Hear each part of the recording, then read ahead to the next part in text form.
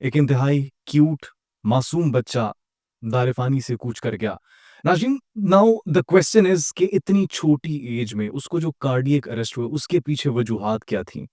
क्या ये जो कार्डियक अरेस्ट हुए, उसको कोई पहले बीमारी थी? इससे पहले उसके साथ कोई ऐसा इंसिडेंट हुआ था? पेरेंट्स की नेग्लिजेंस थी या फिर एक्चुअली ये मामला क्या था? और बच्चों में कार्डियक अरेस्ट का होना ये एक तशवीशनाक बात है। तो इन तमाम तर सवालात के जवाब लेने के लिए आज हमारे साथ जो है मौजूद हैं डॉक्टर मोहम्मद आसिम शफ़ीक साहब। बहुत शुक्रिया सर आपके कीमती वक़्त का। माहिर अमराज़ भी हैं और इसके साथ-साथ डायबिटीज़ के एक्सपर्ट भी हैं, चाइल्ड स्पेशलिस्ट भी हैं, मोटापे पर भी जो है इन्होंने बड़ी रिसर्च की हुई है और आप खुद देख सकते हैं माशाल्लाह स्लिम एंड स्मार्ट हैं। तो आपको भी बड़ी ज़बरदस्त ये टिप्स देंगे, लेकिन कल जो वाक़या हुआ उस हवाले से जानना बड़ा ज़रूरी है। सर सबसे पहले तो ये मतलब पूरे पाकिस्तान के लिए बड़ा एक बहुत बड़ा इंसिडेंट था। छोटा-सा बच्चा 5-6 साल का और उसको कार्डियक अरेस्ट का हो जाना। तो बच्चों में क्या कार्डियक अरेस्ट होता है? बेसिकली बात ये है कि कार्डिक अरेस्ट, पहली बात इसको समझना बड़ा ज़रूरी है। हर डेथ में दिल जो है वो बंद होता है। हम बिल्कुल। उसको कार्डिक अरेस्ट बोलते हैं जी, कि दिल जो है वो बंद हो गया। उसको हार्ट अटैक इज़ डिफरेंट एक तकलीफ है। अच्छा ये ये दोनों एक नहीं है। हार्ट अटैक डिफरेंट है, डिफरेंट कार्डियक है, अरेस्ट कार्डिक डिफरेंट है। अरेस्ट अलग है। हुँ, हुँ।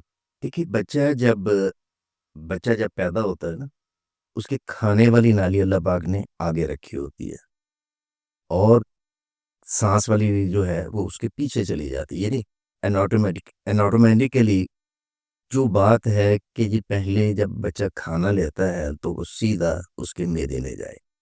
ये कुदरत का एक निज़ाम है और कुदरत का निज़ाम आप कोई बंदा चैलेंज नहीं कर सकता और बहुत ही कमाल का निज़ाम है। बिल्कुल। जबकि जब वो साँस लेता है तो फिर वो फेफड़े जो हैं वो आगे होते हैं, वो उसकी नाली आगे है। वो सारा फिर सिस्टम जो है रेस्पिरेटरी सिस्टम और खाने का सिस्टम, क्योंकि हलक में एक जगह से ही दोनों को अलहदा किया गया है। एग्ज़ैक्टली। जब वो दोनों एक जगह से अलहदा किए जाते हैं तो विद द एज जो है वो आहिस्ता-आहिस्ता खाने की नाली पीछे चली जाती है और सांस की नाली आगे आ जाती है। जो इस बच्चे के साथ हुआ, डेफ़िनिटली पहले बच्चा बीमार होगा, उसकी अपनी इम्यूनिटी कम है, उसका सारा कुछ सिस्टम जो है वो किसी न किसी स्टेज पर था, जिसकी वजह से वालिदैन उसको उठाकर हॉस्पिटल लेके गए। अच्छा वालिदैन डॉक्टर साहब जो कह रहे थे वो कह रहे थे पहले कार्डियक अरेस्ट से पहले जो हॉस्पिटल लेकर गए हैं, तो वहाँ पर उसने वॉमिट की है और फिर जो अभी तक खबरें मौसूल हो रही है, फिर वॉमिट से जो फ्लूइड है वो उसके लंग्स में एंटर हुआ है, उसके बाद कहते हैं कि वो कार्डियक अरेस्ट उसको हुआ है। ठीक है, डेफ़िनिटली मैं इसी बात की तरफ आ रहा हूँ ना कि देखिए बात ये है कि उसका पेट खराब था, उसको बुखार होगा, कुछ ना कुछ बीमारी थी तो वो घर वाले हॉस्पिटल लेके गए। जी, जी। और अगर डॉक्टर के देखने से पहले वो बच्चा वोमिट करता है और वोमिट जो है वो साँस वाली नाली में चला जाता है, क्योंकि बच्चा जो है वो बच्चा ही होता है, वो अपने आप को उस पोज़ीशन पे नहीं लेके आ सकता इतनी जल्दी, जितनी जल्दी कि वो अंदर इन्हेल कर जाता है। और ये जो है एक रिफ्लेक्स आता है, यानी आप बड़े हैं, आप जब उल्टी करेंगे तो आप चेहरे को आगे लेके जाएँगे और फिर आगे वोमिट जी, करेंगे। जी, ऐसे हैं। बच्चा जो होता है वो यहीं बैठे-बैठे ही अब वोमिट आ गया, वहीं पे चला गया और वो साँस वाली नाली तो बिल्कुल साथ ही पड़ी है। यानी वो सारा अगर साँस वाली नाली में चला जाएगा खाना और वो भी मैदे से होके जाएगा तो कितने जरासीम उसके साथ जो हैं वो सारे अंदर उसके फेफड़ों में जाएँगे। जब फेफड़ों में जाएँगे तो डेफ़िनिटली क्या करेंगे? वो निमोनिया कॉज़ कर देंगे। वो उसका जो साँस की नाली का सिस्टम है, जो साँस जिस हिसाब से उसको चाहिए, वो साँस की जो ऑक्सीजन है वो उस हिसाब से नहीं उसके फेफड़े ऑक्यूपाई कर सकेंगे, जिसकी वजह से फिर बच्चा जो है वो सेप्टिक हो जाता है। वो सेप्टिक के बाद फिर उसको साँस ही अगर बिल्कुल नाली पूरी की पूरी भर गई है, साँस वाली नाली, ये ट्रेकिया जो है, तो फिर वो बड़ा मुश्किल होता है कि उस वक़्त डॉक्टर जो अगर मौजूद हो तो फिर तो सक्शन अगर करने तक का टाइम मिल जाए, तो फिर तो कुछ ना कुछ सेफ्टी आ जाती है, वगरना मुश्किल हो जाता है। तो इसलिए बच्चों को कुदरत ने, देखिए कि माँ जब छोटा बच्चा होता है, दूध डकार दिलवाती है। क्यों दिलवाती है? एक बहुत बड़ा एक फिनोमिना है और ये हर लेमैन माँ भी जानती है कि जब तक मैं बच्चे को डकार नहीं दिलवा लूँगी, जी, जी। उस वक़्त तक बच्चे को मैं नीचे नहीं लेटाऊँगी। ऐसा ही है। उसकी वजह ये होती है कि जब बच्चा दूध पीता है, तो उसके साथ सिर्फ़ दूध ही नहीं जाता, थोड़ी-सी गैस भी जाती है बाहर बिल्कुल। से और जिसकी वजह से फिर जब उसका मैदा जो है वो अंदर से उसको ऑक्यूपाई करता है, तो वो छाननी अब जब छालता है तो फिर वो गैस जो है वो ऊपर आती है। वो जैसे ही वो दिखा लेता है तो माँ समझ जाती है कि ये बच्चा अब इसका मैदे ने आगे से दूध जो है वो ठीक तरीके पे ले लिया है, अब जो है बच्चा सेफ है। तो जब ये जो शान है, ये जब गया हॉस्पिटल में डेफ़िनेटली एक बीमार बच्चा था, उसको वोमिट करने का तरीका नहीं आता था और जब वोमिट करने का तरीका नहीं आता था, वो सारा उसकी साँस की नाली में गया और साँस की नाली को उसने चोक कर दिया। जब वो चोक हुआ तो फिर हर सिस्टम जो है वो वहाँ पैरालाइज़्ड हो गया, वो इस वज़ह से ये भी हो जाता है।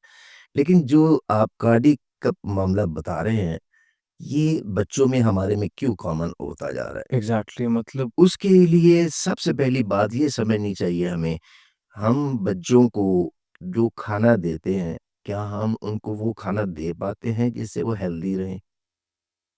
जब वो ही नहीं हेल्दी फूड ही नहीं उन्हें दिया गया मसलन एक ख़ास कंसंट्रेशन के साथ प्रोटीन का ज़्यादा, एक ख़ास प्रोटीन के साथ फैट मिलना और एक ख़ास के साथ आपको कार्बोहाइड्रेट का मिल जाना, ये सबसे बड़ी ज़रूरी चीज़ है। आजकल की आपको नस्ल तो पता है नौजवान नस्ल माशाल्लाह वो जंक फूड पे के देखिए, के अलावा तो उनका गुज़ारा नहीं होता। मैं बहुत सी जगहों पे यही बात करता हूँ कि जब बच्चा 6 माह का होता है, तो माँ सबसे पहले जो उसको फीड देती है, वो एक सलांटी होती है।